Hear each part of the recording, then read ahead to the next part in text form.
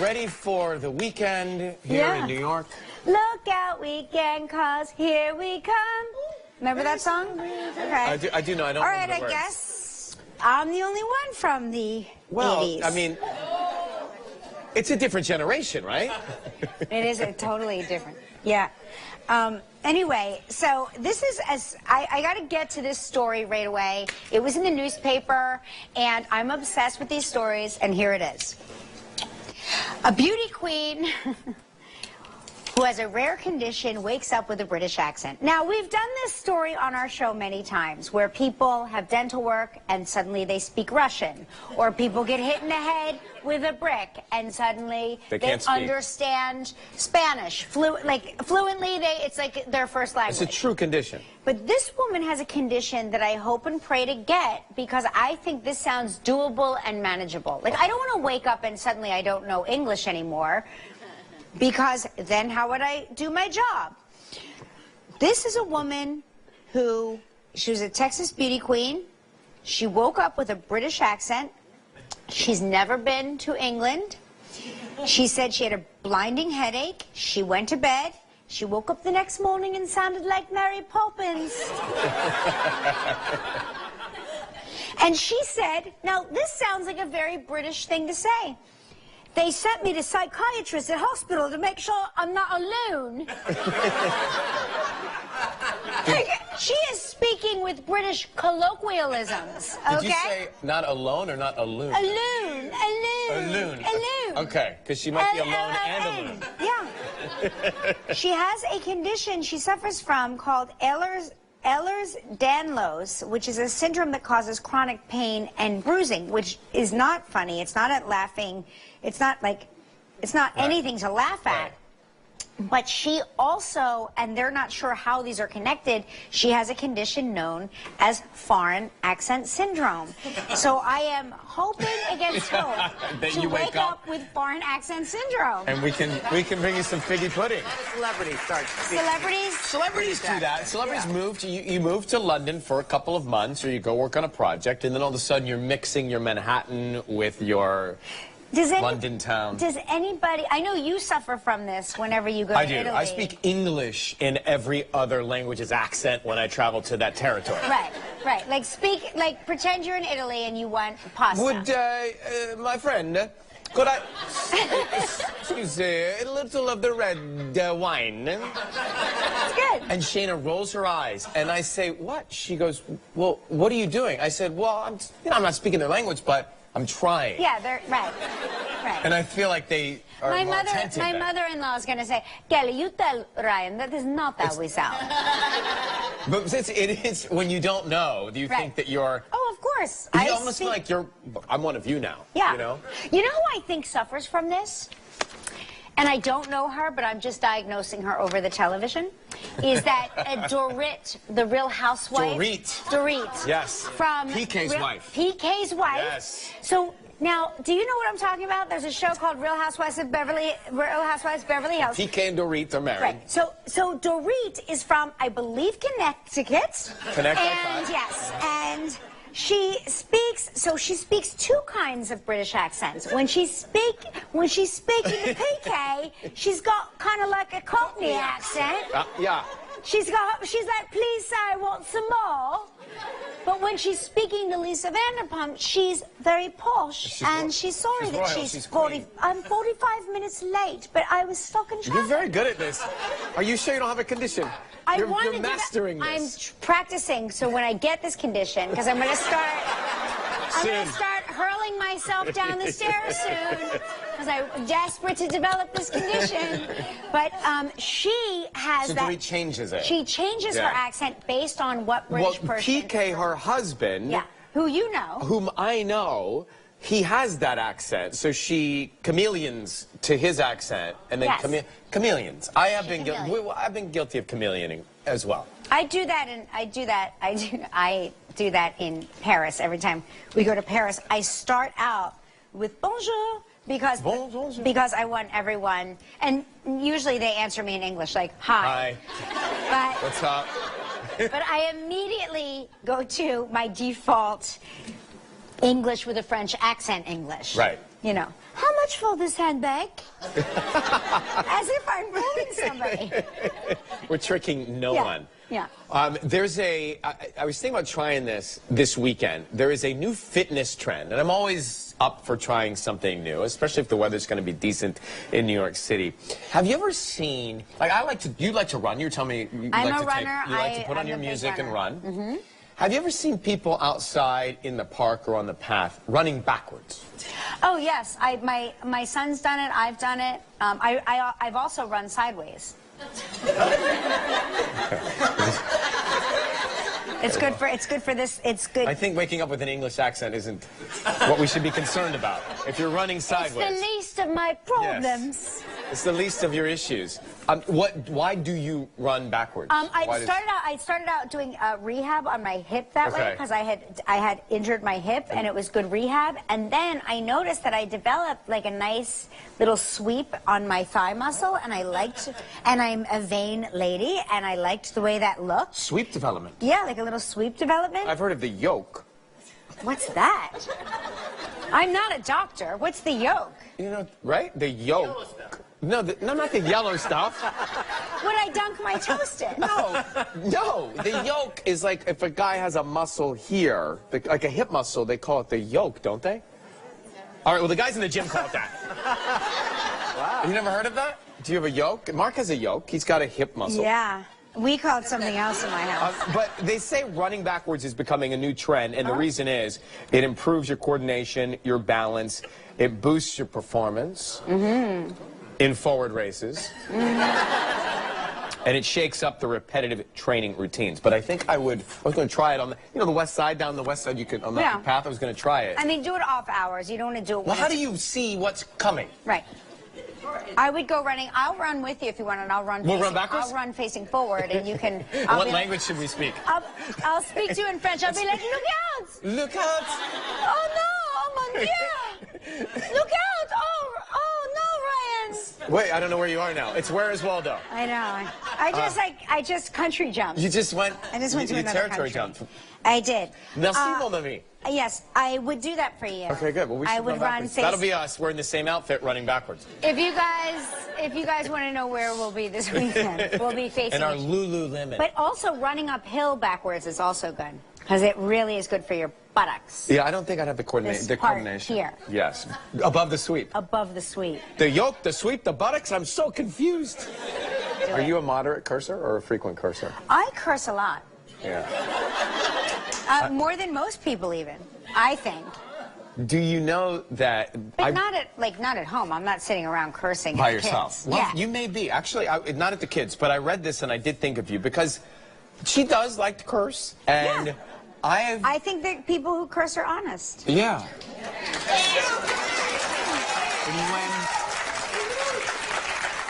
And when people pretend they're offended by cursing, they're full of S. I've always been afraid, so I've been on live programs all my life, and I've always been afraid of cursing. And my parents, growing up, they didn't love it, and so I've always had it in my head. I once cursed on the radio. Someone was telling me a story, and I was like, no in way. Yeah, sometimes it just happens. It happens. And I couldn't believe I did it, and it felt great. Yeah. You looked younger after that. Really? Yeah. Wait till the commercial break. He's gonna be. But a new study finds that an alarming amount of people curse in their sleep. Oh. Yeah. Oh, that's interesting. I wonder if I curse in my sleep. 1 out of 4 people drop F-bombs and curse, say vulgar things while they're sleeping. My mother-in-law says my father-in-law. My father-in-law doesn't curse. Like they do not use foul language. And when he sleeps? When he sleeps, he uses bad words. Yeah, I don't know what triggers it. Yeah. But it's interesting. I'm guessing maybe you do. I'm guessing, you know. Did I curse? When you sleep. I thought you were saying you were guessing I know what triggers it. I'm like, I don't know. No, I'm guessing you might curse in your sleep. I'm sure. Yeah. I mean, but although maybe I get it out of my system during the day. Maybe when I sleep, I'm an angel. Right. Because when I am You're making awake, cotton candy and flying through the air. I mean, you never know. It's probably all puppy dogs. And ice cream cones. Ice cream cones. Sure, why not? This woman, it's very interesting. Do you ever take something to the dry cleaner and, well, I've taken things to the dry cleaner and I suspect that I've lost them there. You don't really know until you go to look for something and you can't find it and you're like, where's my favorite pair of pants? I haven't seen them in 6 months. Where are they? And it must be a dry cleaning mix-up, right? So check this out. A woman was going to wear her mom's wedding gown for her own wedding and went up to the attic. As we know, that's where all wedding gowns go to dye. Right. They go to the attic. They go there to dye. And she takes out the gown, and the woman's mom was like, that's not my wedding gown. So it had come back and been preserved and put in the box and all of that, only they to gave the realize wrong one back? the wrong one back. So she puts it on Facebook, and lo and behold, it was reunited with its owner, who was looking for it for 32 years, searching for her wedding gown for 32 years. The woman who got her dress back is Michelle Havrila. This woman here, Amy Bartlebow. Amy Bartlebow is looking for this dress. This is her mom's dress, and she wants... So if you guys accidentally crawl into the attic... And look for the dead dresses. And find... Just look, just see, it could be yours. You could have accidentally gotten the wrong dress back. So this is the dress she wants. I think what's remarkable is everyone's still married after all these years. Yeah, I know.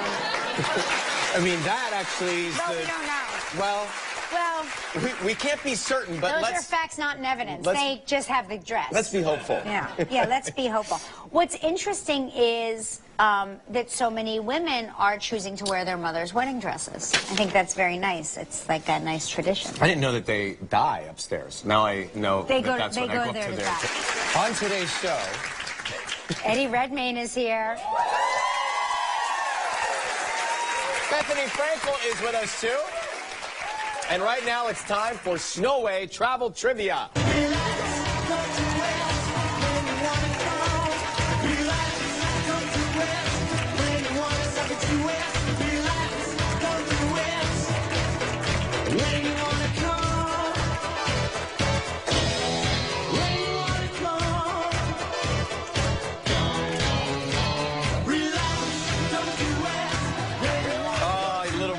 Frankie goes to Hollywood there on the hit machine. I love it. Christina Encarnacion? Encarnacion. Encarnacion. Yes. Encarnacion. Jersey girl. Jersey girl. That's a Jersey girl right there from Jersey City. Originally California. Originally California. I got married. Don't try to bail appeal out to both of us. Too late now. Yeah, too late now. Where in California? Between LA and San Diego. Oh, perfect. So like the perfect place. Yes. Yeah. That's Disneyland. Right by there. Yes. I'm a fan. I recognize you. She's from Disneyland. She's from Disneyland. She lives right in the castle. The castle, yeah. She lives upstairs. Ryan will tell you I don't know much about California geography, so to me everything is how close is it to Disneyland. So that's my California frame of reference is Beverly Hills 90210 and Disneyland. They are. Well, it's nice to have you with us on the East Coast. Thank you. Yeah. We're going to call Larry from Brockville, Ontario, and see if Larry's watching right now to win a prize and escape the cold, Kelly. Yes, he would need it too. And get a tan like yours. Everybody looks better with a tan. True facts. Put your thumbs away, it's true. Hello. Hi, is Larry there? Who's calling? Who do you want it to be? No, it's Larry. It's Ryan Seacrest and Kelly Ripa calling on the air right now. Is this Larry? How are you? I'm good. How are you doing? Very good. Good. We're just calling to say hello. What you up to today? Just unpacking. I just got back from a trip. Oh. Well, where'd you go? The audience has immediately turned against you. Yeah. Because you're going to play for Can't another say trip. I blame them. Where were you? Mexico. Oh. I think we're jealous. Now they're really actively rooting that you don't know the answer to the question. What part of Mexico? Cancun. Oh, Larry, we'll call you later. We are going to spin the wheel and play for something here.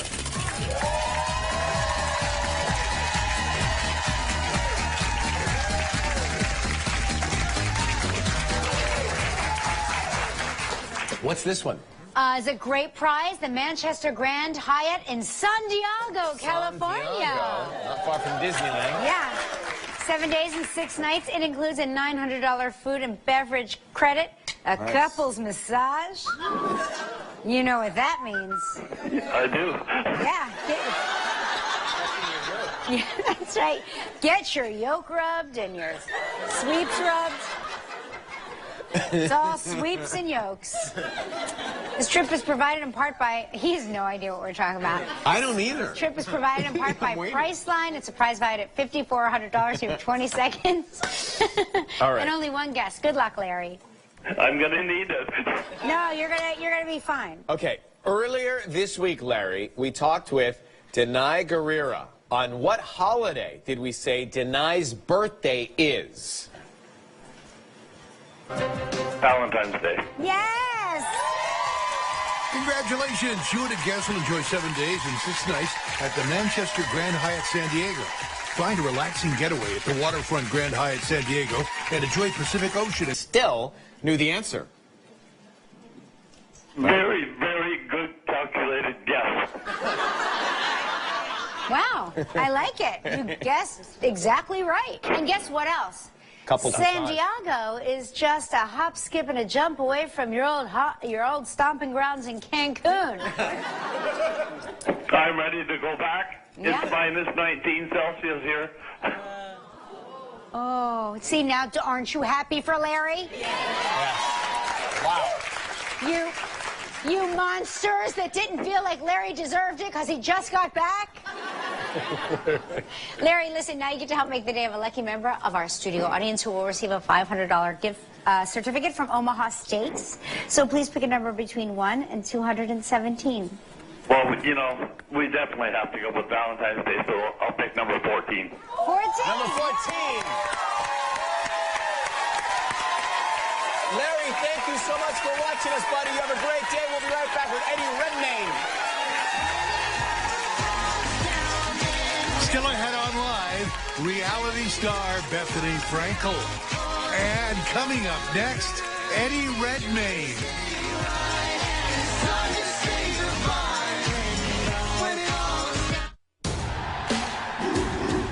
Let's again. That made my life. No, I didn't tell the audience. She didn't. I spotted some other kids. There's a lot of kids in the audience. She They're did whisper. pretending. She did whisper in my ear, and I said, "No, don't do it." No. Yeah, no, it's too much. This is why I love you. I know. Maybe later on I'll give you a hint. On Monday's show, Cheryl Hines will be here. Yeah. From the new film Black Panther, Letitia Wright will be here too. Here he comes. His latest film is a period piece, another period piece, set in the dawn of time, when prehistoric creatures roam the earth. Please welcome Academy Award-winning actor Eddie Redmayne.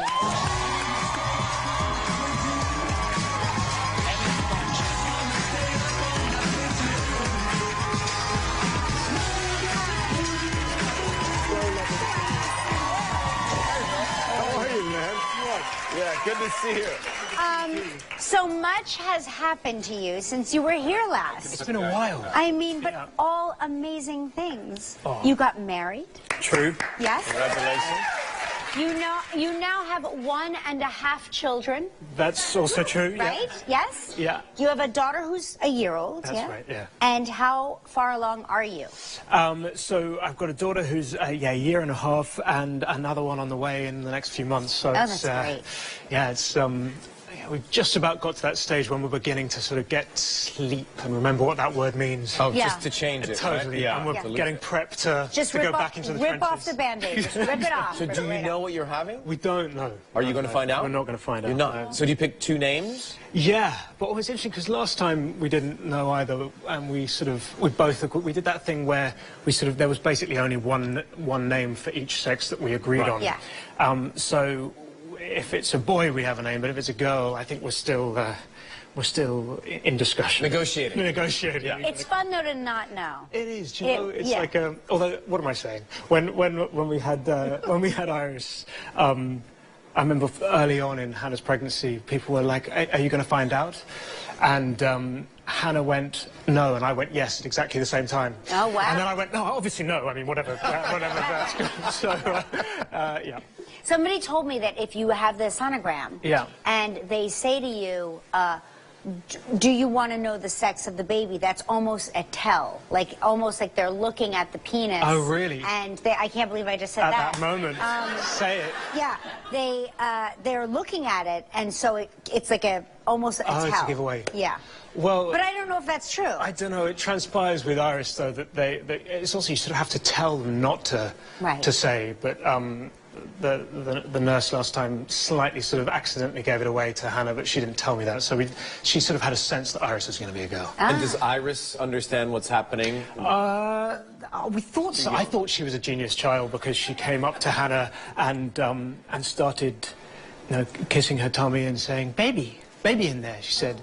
And I was like, oh, amazing, what a clever child. And then she came up to me, kissed my tummy, kissed her own tummy, said, "Baby in there." And I'm like, oh, not quite so sure. She also calls her toy monkey baby, so I think basically she's deeply confused. She's getting ready. She knows something's coming. Yeah, it's exciting. Yeah, She's a prodigy. She's basically a prodigy, right? Yeah. Now you are, from what we understand, you are a super fan of Alice and Janney. Yeah. The West Wing originally, yeah? So true. Ah, stars, they're just like us. They love the West Wing, they love Alice and Janney. They do. And you met her? I did. Yeah, it was a big moment in my life. It was a few years ago, and it was after the Golden Globes. And she is, I don't know, it's something about sort of television when it's in your room every night and it goes on for so long and you're kind of completely invested in these characters and you basically believe that they live in your sitting room. Right. And so I was completely obsessed with her and all of the cast of The West Wing. And then after, I think it was at the Golden Globes one year, I saw her in the room and I just sort of had a minor momentary meltdown. And my wife was basically so embarrassed that she walked over to Alice and Janney, introduced herself and said, "I'm just so sorry, I apologise in advance. You're about to meet my husband and he's going to make a complete fool out of himself. So I just don't want you to sort of judge him." And I did, and she didn't judge me, which was very nice. And it was kind of one of the greater moments. She's the loveliest. She is the loveliest. I mean, and I'm so excited for her. I mean, this I, Tonya film. She's so extraordinary. I think she could win an Academy Award, I really. think she's she really formidable. I really feel. I love that your wife advanced planned. Yeah, advanced plan, exactly. She was trying to save my own humiliation. Well, no, she knew it meant a lot to you. I mean, as you retold the story, I could tell you were reliving the moment. Literally, really reliving it. We'll be right back with Eddie Redmayne after this. Still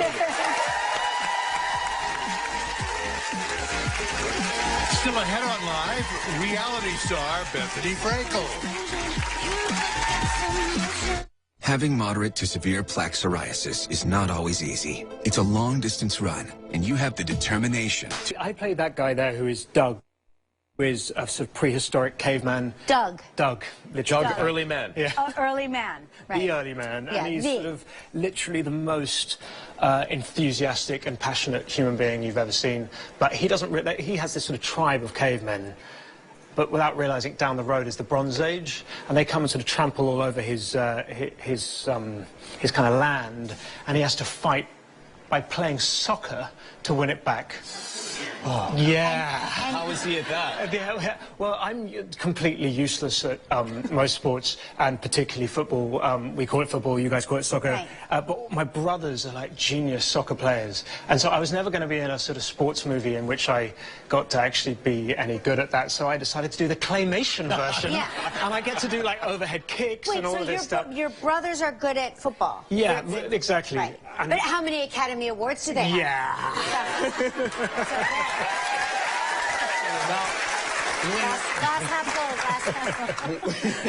When you're shooting this, you're in a studio, you're in a room, you've got to create the voice. And there was something that I read was in the bathrooms at this studio. What was in the bathroom? Well, it was pretty much one of the first voice things I've ever done, and it was all kind of new to me. And I arrived at the studio for the first day of work, and I went to the bathroom first, and in the bathroom, they had like 800 different types of deodorant. Huh. I thought, this is really odd.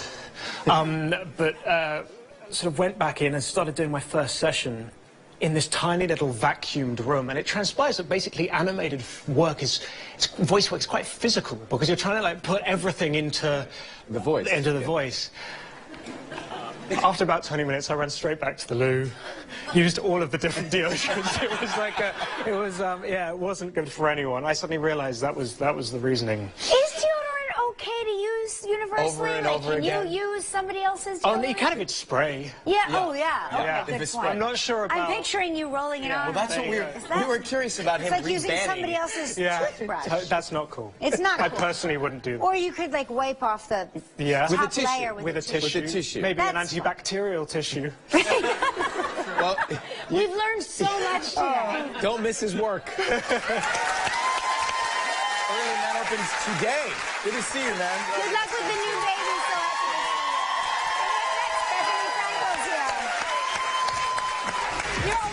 Monday on Live from the new series This Close, Cheryl Hines.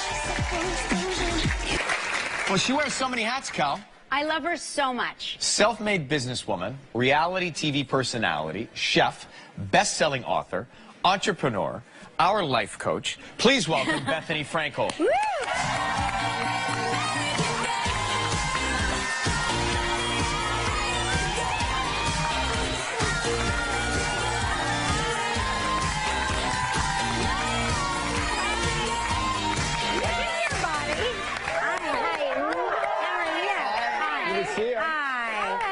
I'm so excited. Is this a yoga body? This is a sometimes yoga body. Yeah. This is a sometimes yoga body. We did the show in the Bahamas not long ago. I had my first ever like actual yoga experiences. Like, Really? with a yoga person, and I took yoga seriously, and I loved it. I think with this life and how intense your life is, I think you would really like it. It's sort of like less expensive therapy. It's like getting a massage and therapy and exercise at the exact same time. I still also need the therapy, though. I'm not willing to let It does decompress, and it feels slightly religious as well. Yeah. Yes, You know? and you feel grateful at the end. Yeah. Yeah. Which we don't often sit in the moment And at the end And appreciate. thank Right. yourself. Thank myself for doing this, for Yeah. giving myself this time. Speaking of being thanked, does your daughter ever thank you for this incredible life that you're providing for her? You're getting ready to go on a ski trip, I hear? It's so funny that you say that because I spent some time in Puerto Rico, as I think you guys know, and Yeah. I did some relief work there. You did and when she's a incredible little relief work there, well, by thank the way. you. Thank you. And when, and you know how it is when you feel that your kids are being spoiled and you think, wow, and they're too young to really understand the life that we have because they don't know any different, and you say, wow, I just did that for you, and you're asking for more. Stop asking for more. And, I've taught her to say, like, thank you, Mommy, for this amazing life. Like, if we go away to the Hamptons for the weekend or something, and we do all these great things. Do you know we went ice skating today? Do you realize the kids don't have toys? And you try to remind them, and I am going to take her to Puerto Rico for that reason, but it's hard to want them to have a great life and the life that maybe we didn't have as a kid, but also the balance. Did you have to have any of those same conversations with Paris Hilton when you were her nanny? I had no idea This is like my that favorite. you were her nanny. Well, I used to work at a restaurant called La Scala as a hostess, which was sort of a pinnacle for all these wealthy, Famous for the chopped people. salad. Right. Originator of the chopped salad, but I didn't know that. I was just walking down the street and wanted to get this job, but every day I got a free chopped salad, and I would add everything in it, and it ended up being like a $17 salad for free every day, which was really amazing. And Kyle, who's on The Real Housewives of Beverly Hills, told me that her sister needed an assistant. So Kathy Hilton needed an assistant/nanny. So at her store, I would wrap gifts and sell ornaments, and then I would pick Paris and Nikki up from school and drop them off at school in my Ford Probe. But Paris was very into animals and ferrets, and she had ferrets. She's very She always has like some sort of animal small in her creature. hand. Yeah. She always sometimes it's a boyfriend, or and sometimes it's an animal. But she's engaged, but Very known nice. them since they were kids, before they were famous. But you were a kid yourself, because that's the thing. My daughter's 16 now, and she has her first job, and every day getting her to the job is a struggle. She doesn't understand why she's being exposed to the lowest form of human suffering, a job. And I said to her, by the time I was your age, I had like 9 jobs. Oh, same. Yeah, so like kids, when they were 10, used to babysit. So it's like you were a teenager yourself, babysitting other teenagers. Yes, and there's a story that when they moved to Beverly Hills from New York, that they saw the Beverly Hills Hotel and said, Mom, whose house is that? Really. We can all relate to that. I'm close with Nikki, and you know, it's weird to be sort of friendly with them now because, right, I was the babysitter nanny, you know, Yeah, it's amazing. Yeah. I'm so fascinated that you're on Shark Tank now. We're going to come back and talk about your new role on that show right after this. Stephanie Frankel is here. For great deals on travel, just go to Priceline. For up to 40% off flights on top airlines, for up to 60% off hotels in popular destinations, you'll find the best savings on the Priceline app. So download the Priceline mobile app and go. Tuesday on Live from the new Fear Factor, Ludacris. You're so right. Everybody says lifestyle brand, and I never know what the hell they're talking about. Right. It went from my personal brand to I have a lifestyle brand. Right. And people just say things, and you have to know what it actually means, especially in business, because people like to hear themselves talk about their great idea, and it's about the execution, and it's not all about the shiny objects. Like that guy was basically saying, and I have these amazing bathing suits, and I'm going to Brazil to sell them, and I'm going to Japan to talk to these people, and I'm doing this. I'm like, but what's happening right now? It's about the execution of the idea. What is the most important thing? What do you really look for when someone's in front of you on that show? Well, so people are often concerned that person's going to steal my idea. Don't tell my idea. Don't you always hear that? Don't say anything. It's really not about the idea, because there's so many good ideas. You all have amazing ideas. We all have great ideas. It's about the execution of the ideas. That passion, that drive, that determination, and that, you know, I think about swimmers or a Michael Phelps who looks at that wall and is getting there. They don't look at this person or that person or what everyone else is doing. Right. You just have your drive, your determination, and I'm going to get there. And you also have another show on Bravo where you and the guy Frederick Eklund. Yes. So I know him just as a real estate guy, but you're really good at buying houses, and like you have a vision, and people need a vision. I like it, and I like things that are sort of like wounded dogs, homes that really are dilapidated, and they're really effective and inexpensive ways to make something, to redo something, and really increase the value. So I have a passion for it, and Frederick is amazing at spending other people's money. So this was the first time that we got together, and he had to spend his own money. And truthfully, it's basically like, it's like a Lucy, Ricky, or Will and Grace with real estate as a background.